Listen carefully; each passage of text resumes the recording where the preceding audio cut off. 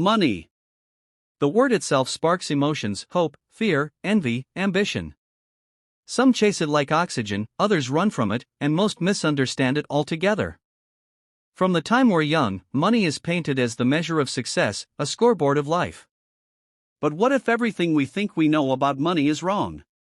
What if the real wealth has less to do with numbers on a screen and more to do with the way we live, the way we love, and the way we find peace?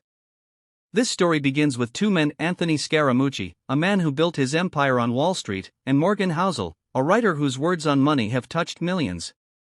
Their paths crossed on a quiet stage one evening, but the real story doesn't belong only to them.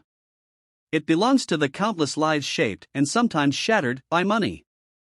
Anthony often tells the story of his early years.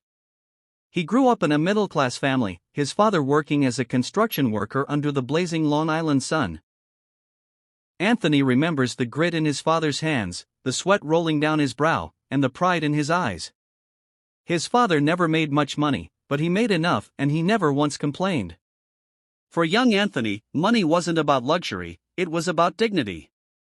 Yet, as Anthony rose into the world of finance, he discovered something unsettling: the higher he climbed, the emptier he sometimes felt. The cars, the suits, the vacations, they filled moments, but they didn't fill meaning. Morgan's story, on the other hand, is quieter but no less powerful. He wasn't chasing skyscrapers or the flashing screens of Wall Street. He was chasing understanding why people make the money choices they do. Morgan realized something profound: people don't see money for what it is. They see it as a mirror of their fears, their desires, their insecurities. Some hoard it because they grew up with nothing and can't bear the thought of losing again. Others spend recklessly because they're chasing love, acceptance, or validation. Money, he often says, is not a spreadsheet problem, it's a psychology problem. But let's step away from theory and walk into the story of Claire, an ordinary woman who carried the weight of money misconceptions her entire life. Claire grew up hearing her parents fight about bills. To her, money meant conflict.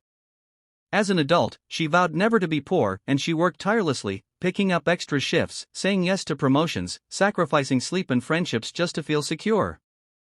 By 35, Claire had what looked like success: a well-paying job, a condo in the city, a brand new car.